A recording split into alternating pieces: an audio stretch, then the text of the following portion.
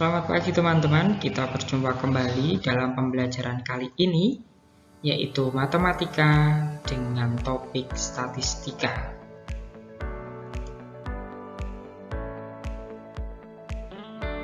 Mari kita perhatikan skema pembelajaran kita pada kali ini. Dalam materi pokok statistika, kita akan berbicara mengenai data, bentuk dan jenisnya. Kemudian kita akan menganalisis data tersebut.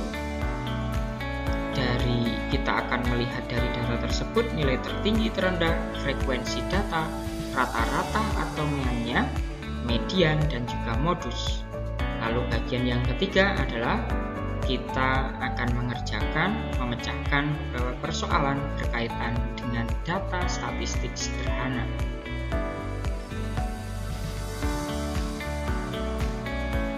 Mari kita mulai dengan pembahasan yang pertama tentang data. Data berdasarkan skema yang kita perhatikan bersama ini dibedakan menjadi dua berdasarkan sumber dan juga berdasarkan jenis atau bentuknya. Berdasarkan sumbernya, data dibedakan menjadi dua, yaitu data primer dan data sekunder. Data primer adalah data yang diperoleh secara langsung melalui proses pengamatan, pengukuran, dan pencatatan. Sedangkan data sekunder adalah data yang berasal secara tidak langsung atau mengambil dari sumber lain. Kemudian, data berdasarkan jenis atau bentuknya dibedakan pula menjadi dua, yaitu data kuantitatif yang berupa angka, dan berikutnya adalah data kualitatif yang berupa kata-kata, kalimat, atau frasa. Data juga dapat disajikan dalam bentuk tabel, diagram batang, dan juga diagram lingkaran.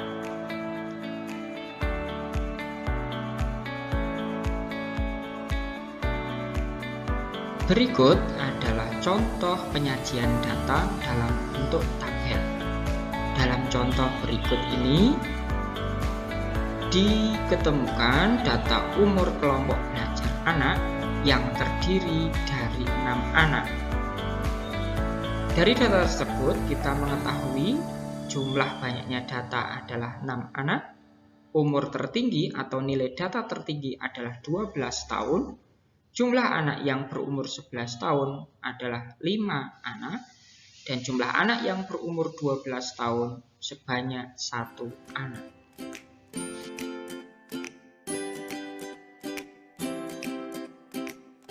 Yang kedua adalah data dalam bentuk diagram batang atau penyajian data dalam bentuk diagram batang. Pada contoh berikut diketahui data pekerjaan orang tua siswa sebuah kelas. Jumlah pekerjaan orang tua siswa sebagai PNS diketahui sebanyak 8 orang. Sebagai TNI sebanyak 5 orang. Sebagai petani 12 orang. Sebagai guru 3 orang, sebagai wira swasta 2 orang. Jumlah seluruh data atau siswa 30 orang.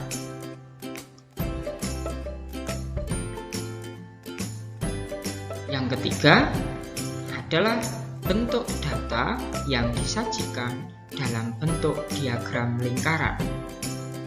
Pada contoh berikut ini diketahui data penjualan buku dari bulan Januari, Februari, Maret, April, Mei, dan Juni. Berdasarkan data tersebut diketahui bahwa pada bulan Januari terjual buku sebesar 6% dari keseluruhan data buku yang ada. Pada bulan Februari sebesar 14% dan seterusnya. Jika kita anggap total keseluruhan buku yang ada 100, artinya pada bulan Januari buku yang terjual sebanyak 6% kali 100 sama dengan 6 buku. Pada bulan Februari terjual sebanyak 14/100 kali 100, yaitu 14 buku. Pada bulan Mei dan seterusnya kita tinggal mengalihkan besaran prosentasenya dengan total keseluruhan buku sehingga kita bisa mengetahui jumlah buku yang terjual pada setiap bulannya.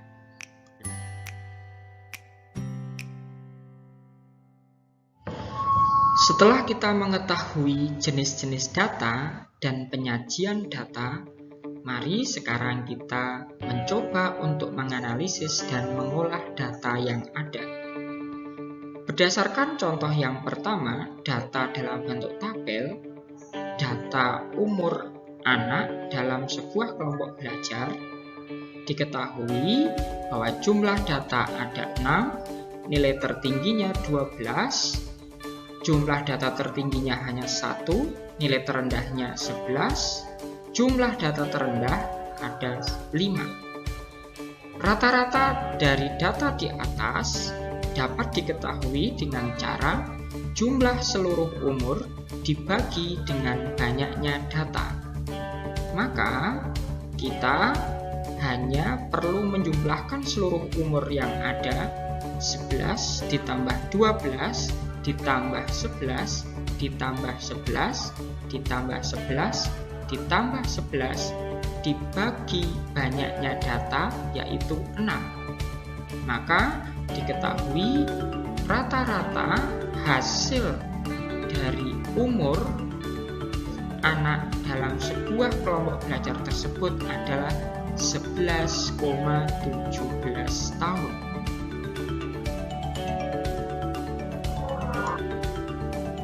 Contoh berikutnya adalah data penjualan Busumi selama 1 minggu yang tersaji dalam tabel berikut. Dari data tersebut kita mengetahui bahwa Busumi sebagai seorang penjual menjual beras dan tepung. Data penjualan tersebut dihitung selama 1 minggu, di mana beras dan tepung dari hari Senin sampai hari Minggu diketahui sebagaimana tersaji dalam tabel tersebut. Dari data di atas dapat diketahui yang pertama, jumlah beras yang terjual selama 1 minggu sebesar 350 kg. Jumlah tepung yang terjual selama 1 minggu sebesar 252 kg. Jumlah beras terjual paling banyak selama seminggu adalah 75 kg pada hari Minggu. Jumlah tepung terjual paling banyak selama seminggu adalah 55 kg pada hari Minggu. Jumlah beras terjual paling sedikit sebanyak 30 kg pada hari Rabu. Dan jumlah tepung terjual paling sedikit 15 kg pada hari Rabu. Rata-rata beras terjual selama 1 minggu dapat diketahui dengan cara membagi total penjualan beras selama seminggu dibagi dengan 7. 7 merupakan banyaknya hari dalam 1 minggu, sehingga dapat diketahui rata-rata beras terjual selama 1 minggu adalah 50 kg. Demikian pula dengan rata-rata tepung terjual selama 1 minggu dapat diketahui dengan total penjualan tepung selama 1 minggu, yaitu 252 kg dibagi dengan 7 atau banyaknya hari dalam 1 minggu, sehingga dapat diketahui rata-rata tepung terjual selama 1 minggu adalah 36 kg. Kemudian kita dapat mengetahui rata-rata beras dan tepung yang terjual selama 1 minggu, yaitu total penjualan beras dan tepung selama 1 minggu dibagi dengan 7, yaitu 86 kg.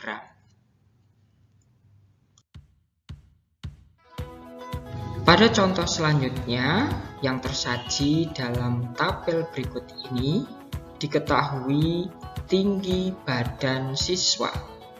tinggi badan siswa yang memiliki tinggi 130 cm sebanyak 5 siswa. Yang memiliki tinggi 132 cm sebanyak 4 siswa. Yang memiliki tinggi badan 135 cm sebanyak 3 siswa. Yang memiliki tinggi badan 138 cm sebanyak 5 siswa. Dan yang memiliki tinggi badan 140 cm sebanyak 3 siswa. Sehingga banyaknya data yang ada adalah 20 atau banyaknya siswa yang didata adalah 20 anak. Dengan demikian kita dapat mengetahui keseluruhan tinggi badan ke-20 anak tersebut adalah 2693 yang diperoleh dengan cara mengalihkan tinggi badan dikali banyaknya siswa di setiap tinggi badannya. 130 kali 5, 132 kali 4, 135 kali 3, 138 kali 5, 140 kali 3. Sehingga nantinya akan diketemukan jumlah keseluruhannya adalah 2693. Dengan demikian, kita dapat menghitung rata-rata atau mean tinggi badan dari kelompok siswa tersebut, yaitu 2693 dibagi 20, hasilnya 134,65 cm. Jadi, rata-rata tinggi badan siswa adalah 134,65 cm. Pada contoh bagian ini, silakan teman-teman bisa mengamati apakah data yang tertera pada tabel dan juga keterangan yang ada bisa untuk kalian pahami berdasarkan penjelasan pada bagian sebelumnya.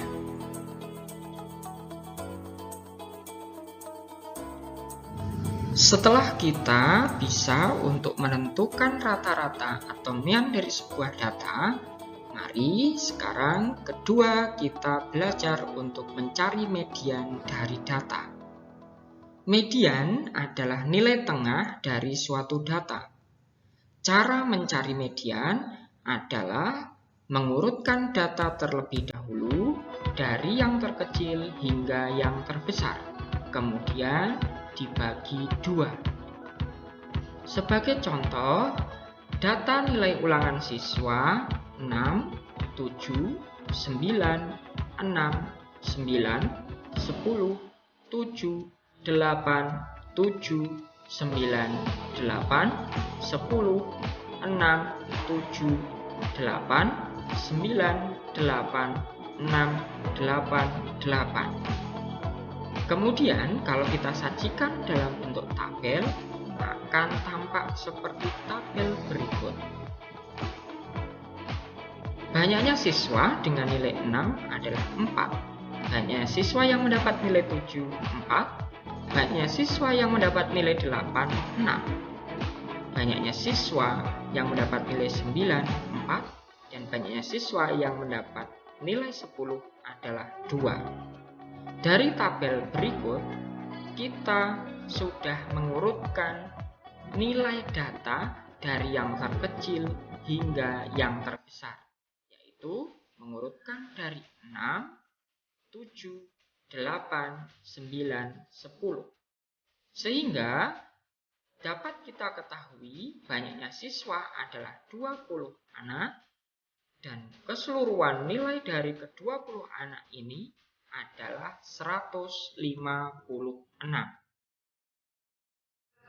Setelah kita mengurutkan data dari yang terkecil hingga yang terbesar, dari data urut yang pertama hingga ke-20, maka kita dapat mencari nilai mediannya, yaitu dengan cara mencari nilai data ke-10 dan nilai data ke-11 kemudian dijumlahkan lalu dibagi 2. Sehingga median dari data di atas adalah 8 ditambah 8 dibagi 2.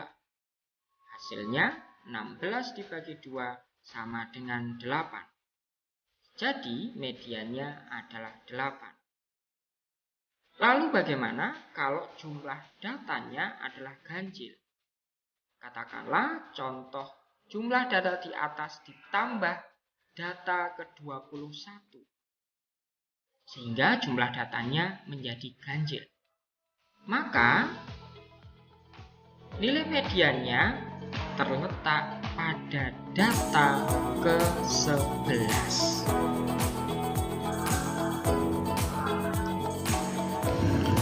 Analisis data yang ketiga adalah mencari modus. Modus adalah nilai yang memiliki frekuensi paling banyak atau paling besar, alias paling banyak munculnya. Sekarang coba perhatikan tabel data berikut ini.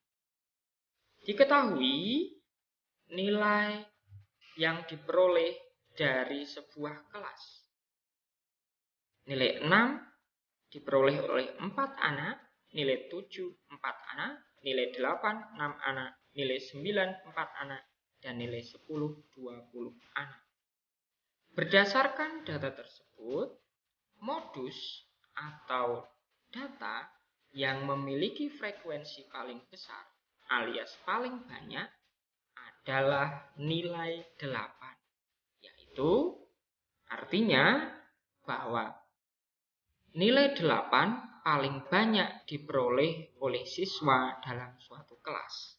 Dengan demikian, modusnya dari data tersebut adalah 8.